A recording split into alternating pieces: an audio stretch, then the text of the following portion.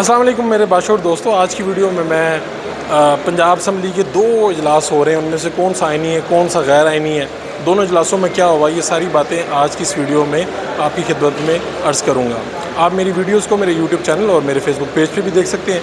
سب سے پہلے عرض کروں گا کہ آج پنجاب میں جہاں پر کھڑا ہوں یہ ایوان اقبال ہے، اور ایوان اقبال کو اسمبلی کی بلڈنگ کی حیثیت دے دی گئی ہے۔ یہاں پر پاکستان مسلم لیگ نون کی جو حکومت ہے، اتحادیوں کی حکومت ہے، وہ یہاں پر بجٹ پیش کر رہی ہے، اور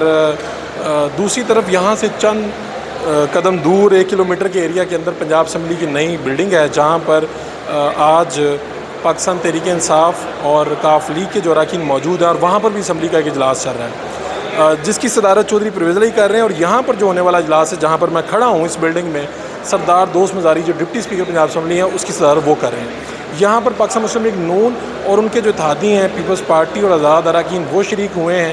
یہاں پر آپ کو پتہ ہے کہ جب بھی بجٹ پیش ہوتا ہے، اس کے باقاعدہ سرکاری ملازمین ہوتے ہیں، بجٹ دستاویزات تقسیم ہوتی ہیں، چیزیں مختلف ہوتی ہیں، جو مراحل ہوتے ہیں جو بجٹ سیشن میں ضروری ہوتے ہیں۔ آج بڑا دلچسپ مرحلہ آیا کہ ایوان اقبال کی بلڈنگ میں اگر آپ داخل ہوں تو یہاں پر باہر ایک خوبصورت کناتیں لگائی گئی ہیں، آپ اندر انٹر ہوں تو نیچے والی جو ہال ہے، جس میں آپ عام طور پہ آئے ہوں گے لاہور کے آنے والے،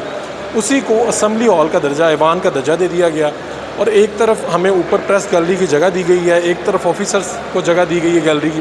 اور اس طرح سے یہاں پر اویس لغاری صاحب جو وزیر خزانہ ہے وہ بجٹ پیش کر رہے ہیں۔ لیکن عجیب بات یہ ہے کہ آج بجٹ پیش ہوتے ہوئے عجیب اتفاق کہہ لیں آپ کہ وزیر خزانہ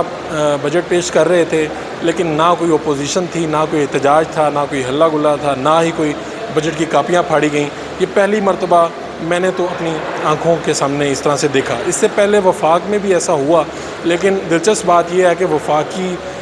وفاق میں ہوا وہ ایوان میں کم از کم اپوزیشن لیڈر تو موجود تھا، لیکن یہاں پر اپوزیشن لیڈر جو سبطین خان ہے پاکستان تحریک انصاف کے، وہ بھی موجود نہیں تھے۔ جبکہ دوسری طرف جو دوسرا اجلاس ایک ہی وقت میں ایک ہی جگہ قریب 2 اجلاس ہو رہے ہیں پنجاب اسمبلی کے، وہاں پر پاکستان تحریک انصاف اور کاف لیگ کے لوگ موجود ہیں، اور وہاں پر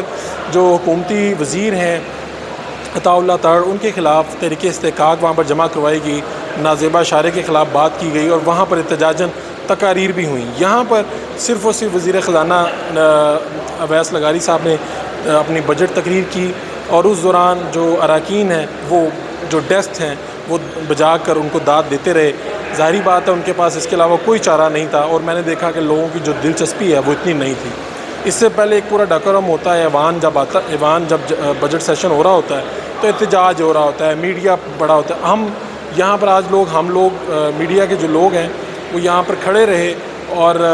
آپس میں گپ شپ لگاتے رہے، بجٹ کی کاپیاں ملیں ہمیں، لیکن ہماری بھی کوئی خاص دلچسپی نہیں تھی، لیکن ہماری دوڑیں دونوں طرف لگی ہوئی تھیں، پنجاب اسمبلی بھی اور یہاں بھی ایوان اقبال بھی۔ اور اس سب میں اب دیکھنا یہ ہے، جو مجھے وزراء سے بات ہوئی ہے، میں نے ان سے پوچھا کہ کیا آپ آئندہ بھی اجلاس اسی طرح بلایا کریں گے، تو انہوں نے کہا کہ جب تک وزیر اعلیٰ جب تک اسپیکر پنجاب اسمبلی چینج نہیں ہو سکے، ہمیں جہاں پہ بھی اجلاس بلانا پڑا ہم بلایا کریں گے۔ گورنر کا یہ استحقاق ہوتا ہے، وہ کہیں پر بھی اجلاس بلا سکتا ہے۔ چودھری پرویز علی صاحب جو ہیں وہ